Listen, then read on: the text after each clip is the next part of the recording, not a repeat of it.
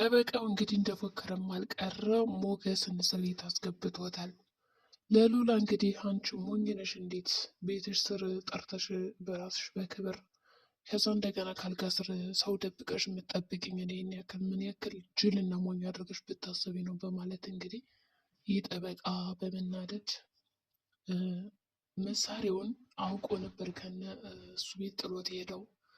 እንግዲህ በትናንትናው ቪዲዮ ላይ አጭሬ ጠበቃ ያው ሉላን የኔ ካላደረኩሽ እያለ ሲታገላትም ነበረ።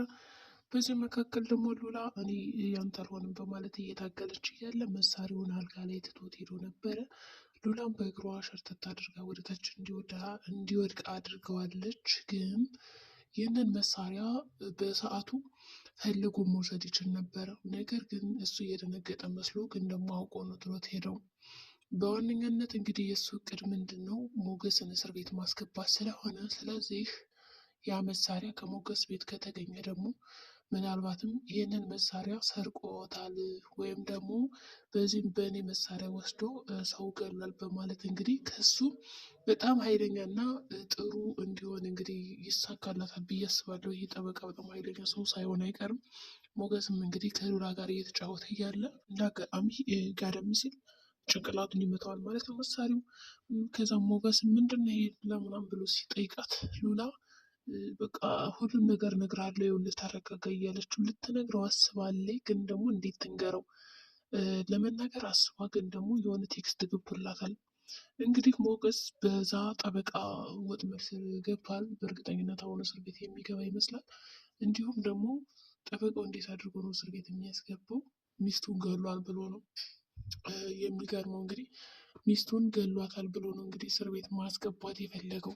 አሁን የጠበቃው ሀሳብ ሉላን የእጅ አሻራ በእርግጠኝነት የእጅ አሻራ የምን ሲደረግ አንደኛ ሞገስ መሳሪያውን በእጁ ነክቶታል፣ የእሱ አሻራ አለበት። ሁለተኛ ደግሞ ሉላና ሞገስ ናቸው ከዛ ቤት ከዛች ጠባብ ቤት ያሉት። እንግዲህ የክሱ መሰረት የሚሆነው ሚስቱን በአግባቡ አላኖራትም፣ አልጠበቃትም፣ ከዚች ጠባብ ጎጆ ቤት አስቀምጦ አፍኖ ገደላት፣ የሚያበላትና የሚያጠጣት ሲያጣ በማለት ከሱ እስር ቤት ሊያስገባውን የፈለገ። እንዲሁም ደግሞ በራቸው በድንገት ተንኳኩቶ ሳለ እሷ ለመክፈት ሄዳለች። ከከፈተችውም በኋላ ወዲያውኑ ሉላ ዝልፍልፍ ብላ ነው የወደቀችው። ይህ ማለት እንግዲህ ወይ ጠበቃው የሆነ ነገር አድርጓታል ተደብቆ ወዲያውኑ በሩን ስትከፍተው፣ ወይ ደግሞ የሆነ ሰው ልኮ እሷን እንዲወጋት አድርጓል። ከወደቀች በኋላ እንግዲህ ወደ ሐኪም ቤት ይዟት ሲሄድ በዚህ ቅስፈት እንግዲህ ጠበቃው ለፖሊስ ያሳስረዋል ማለት ነው። በሌላ በኩል እንግዲህ ማህሌት ጥሩ ስራ ትሰራለች ብለን ጠብቀን ነበረ። ከኔ አንጻር ያችን ልጅ ነይን ያስወጣሻለሁ ችግር የለም ብላ የዝናን ቤት ከፍታ ለማስወጣት በሩን እያሳየቻት እያለ የሚገርመው ነገር ዝና ስለዚች ስላገታት ልጅ አውርቶላት ነበረ። ሉላን የምትመስል ቆንጅዬ ልጅ አግኝቻለሁ እያለ ሲያናግራት ስለሰሞች እንደሚወዳትም ገልጾላት ስለነበረ ለማህሌት ልጅቷን የአንቺ መውጫ ምንድነው ዝናን ወስዳታለች፣ ከዝና መኝታ ክፍል ሂጂ፣ ከዛ በኋላ እሱ ነፃ ያወጣሻል ትላታለች። እንግዲህ ማህሌት ምንድነው ሀሳቧ የዝችን ልጅ እድል ብታገኝበት ትጠቀመዋለች። ግን ችግሩ ደግሞ የልጅቷን እቅድ ወይም የልጅቷን ሀሳብ አላገኘችውም። በአዲሷ ልጅ ሆና የምትመኘውን ቦታ አላገኘችም ማህሌት። እና አሁን በታገተችው ልጅ ቦታ ብትሆን ማህሌት በእርግጠኝነት ለገንዘብ ስትል ራሷን አሳልፋ ትሰጥና ከዛ በኋላ ምን ታደርጋለች? ዝናን የራሷ ታደርጋለች። ከዛ ይለቃታል። እንግዲህ ይቺ ክብሬንማ እንደዚህ በቀላሉ አልሰጥም፣ አንቺ ማንሽና ነው እንደዚህ የምታደርጊኝ? እኔ የዚህ ክፍል ታስወጭኛለሽ ብዬ ስጠብቅማ ጭራሽ ከሱ ክፍልሽ ትይኛለሽ። እንደዚህም አላደርግም፣ ሞቴን እመርጣለሁ። የዛ ምናልባት ይሄ ነገር ለአንቺ ቀላል ሊሆን ይችላል፣ ለእኔ ግን ክብሬ ነው። ስለዚህ እንደዚህም አላደርግም። ምናልባት በግዴታ ከሆነ አስገድዶኝ ከሆነ ከአቅሜ በላይ ስለሚሆንብኝ ምንም ላደርግ አልችልም። ግን አይኔ እያየማ እንደዛ አይነት ጉድ አልሰራም በማለት ልጅቷም አልሄድም ትላታለች። እንግዲህ ሁለቶች እዚህ ጋር ቁጭ ብለው ጥሩንም መጥፎንም እያወሩ ነበረ። አንቺ ጥሩ ልጅ ትመስኛለሽ እያለች እንግዲህ እያሞገዘቻትም ነበረ። አጅሪት ማህሌትም አንቺም ጥሩ ነሽ፣ ያው በቃ ሁለታችንም ችግረኛ ነን፣ ስለዚህ የወዲ ወዳችን እናውራ ተባብለው እያወሩ ነው። በሌላ በኩል ኤፍራታ ፈርታለች። እንግዲህ ከመድብል ጋርም ተገናኝታ ነበረ ካፌ። መድብልም እንደተለመደው የኔ ጥቁር አዝሙድ እንዴት ነሽ እያለ ጥሩ ስም ነው ያወጣላት። የሚገርማችሁ ጥቁር አዝሙድን አሪፍ ስም ነው ያወጣላት በዙ አጋጣሚ።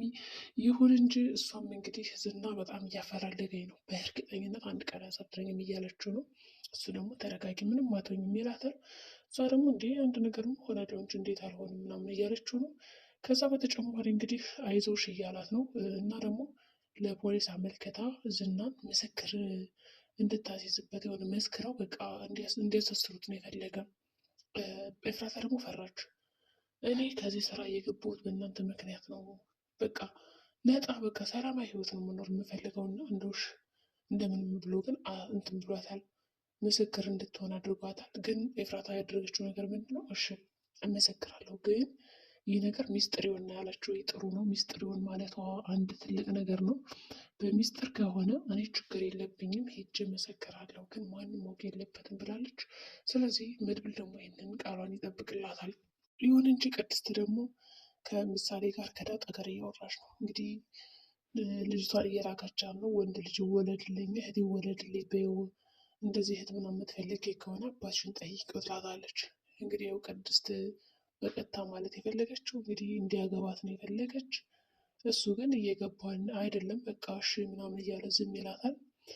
በዚህ ማለት እንግዲህ ያው ልጅቷን ትልካታለች ወደ ሳሎን ከዳጣ ጋር ነበርና እኔ የምልህ በቃ አባዬ ልጅ እፈልጋለሁ ወንድም ይወለድልኝ ትላለች። ከዛ እሷ ደግሞ እሺ ችግር የለውም ይላታል። ከዛ እንዴ ከዛው ባለው በቤቱ ነገር መጠቀም ነው እንጂ ትላለች ዳጣ። ሁሉም ነገር ስለገባት ማለት ነው። እንግዲህ ብሩክም ዳጣ ምሳሌ ልጅ ናት፣ እንደዚህ አይነት ነገር ከልጅ ፊት አይወራም ይላል። እሺ ልጅ ካልሆነችማ እስኪ በቃ እንጠይቃትና ጥያቄ ከዛ ልጅ ናት አይደለች የሚለው እናጣራለን።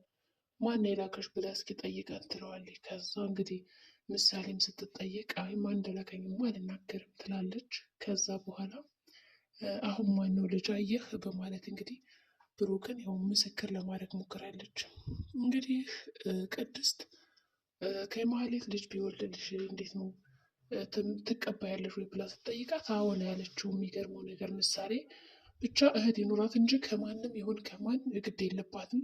እንደገና ደግሞ ቅድስት እዚህ ጋር የምትፈልገው ነገር ቅድስት መቼ ነው እናቴ ብለሽ የምትጠሪኝ እያለቻት ነው። ይህ ማለት እንግዲህ ምሳሌ እንድታውቅላት ትፈልጋለች። አባቷን እንደምትወደው አባቷን አግብታ መኖር እንደምትፈልግ ለምሳሌ እየነገረቻት ነው። ምሳሌ ግን እየገባት አይደለም ብዙም።